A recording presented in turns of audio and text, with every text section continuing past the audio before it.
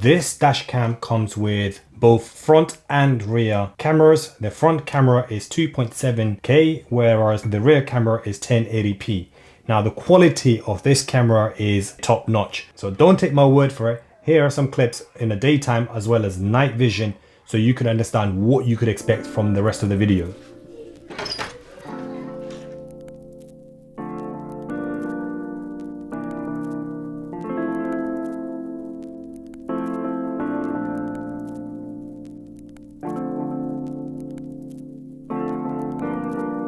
Now before we share more about this camera, let's quickly unbox and also talk you through what does it come with inside the package.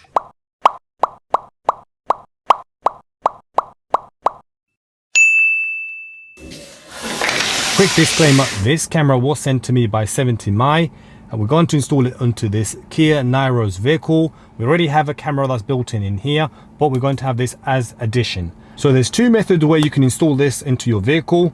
The first method is through your normal standard method where you can actually route all of the cables and direct to your cigarette port. And the second method is where you actually use the cable directly into your battery and your computer ECU. And that way, when you use that second method, when the vehicle's turned off, the camera is still doing your parking surveillance and you can actually track your GPS. Whereas the first method where we're going for, it's the easy method, simply because I'm not a technician. So I don't want to mess with my battery as well as the fuses where you can actually plug the cable in. So this is the cable that can actually be used to plug it into your ECU and all of the fuses. Whereas this one here, the cable that comes with is a USB-C as well as a normal HDMI where you can actually route it to the back. So in order for you to do that, I'm going to quickly turn the camera and show you the methods where you're going to pass it through. So far we do have a camera that's built in into this Kia Niro, and we're going to install another one somewhere around here, and then you're going to route the cable up there and then through that panel, bring it down onto the cigarette hub somewhere down there. And then the second cable will be routed from here, going back to the rear windscreen. So that is the method we're going to go for. Now this is the first front camera, so the dash cam. So we're going to peel this off. That is the screen, as you can see that. And then we're going to install it up here. And in order for you to install it, you do have this quick release cap. And obviously you can install this directly onto your dash cam. So we're going to wipe down the area that we're going to apply this sticky. And then we're going to put this one here right beside it, so that way it's currently going to be there mounted quite similar to permanent method. And then we're going to use the camera as example where we're going to include the power. There you go. So nice, going to permanently be there nice and stable. If I want to take it off later on, I can just peel this off. So it will be in this method, and that is where this is, it's got double-sided tape, so we're going to put it in there. In order for you to take it out, you just pull it down and then that's off. So I'm just going to put it back in like this, and then we're going to peel the double-sided tape like that, and then you just put it in there. There you go. So that's in there. Now we're going to bring our cables and route it around here and then plug it in where we need it. We're going to use this cable, USB type C and USB type A. So the USB type A to go onto the cigarette hub, one of these ones, and then you just plug it in there. Then you're good to go. It draws power from your main battery from the vehicle, and that USB-C, it goes onto your camera, the front dash cam. Obviously the second one has a micro USB, so it's different type of USB, so it's not USB type C. Then we need to channel that through all the way at the back. So in order for us to do that, first we need to fit this in through the front dash cam, and we've been provided by this clip here to support us and put it through the pillars where we need to. So I do have some cables hanging around here. I'm going to hide it somewhere here. Okay, so that's power cable in. Okay, so it's asking me to set. Now obviously this is not a touch screen, and as you can see it's asking me what language. So that's arrow to go up, arrow to go down, and this is to accept OK. You can see the tick button. So we have our 70mi the smart way to forward, that's the welcome logo. We're going to go ahead and press OK. So it's asking me the date. Obviously we need to change the date, so I'm going to go to 2024.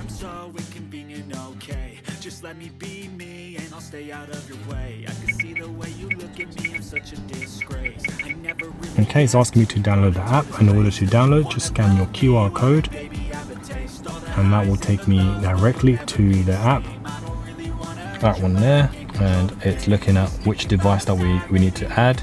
So you do have the dash cam with screen and you do have all of those options. So obviously this is the one, and I'm just going to format the memory card.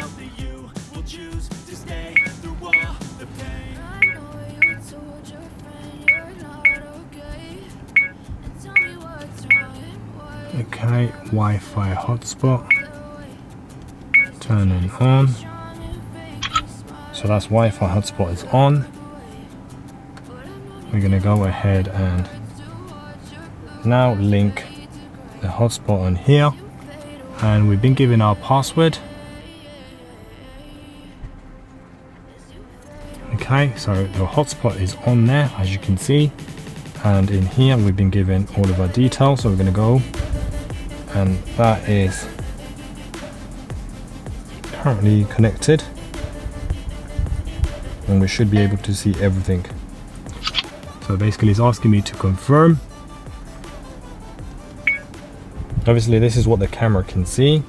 The moment you turn the angle of the camera, you should be able to see the camera moving. You can see the dashboard now, but that's because I'm twisting the camera. So if I want to take a picture, that has taken a picture and it goes into your album, and that basically goes to directly into your photos. So far we have a video and a photo, and the video looks like this. You can see that the vehicle is stationary.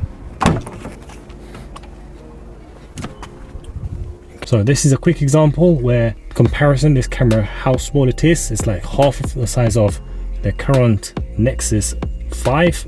We're going to add this in here, and then the cables route it through here and then take it back. So our first step is take this clip off.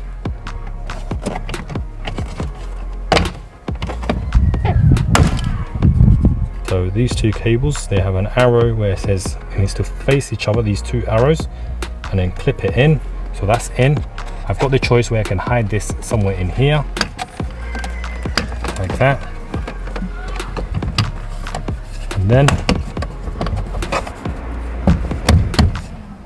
leave it in. So both of these are in. Now I can take this and then route it somewhere here.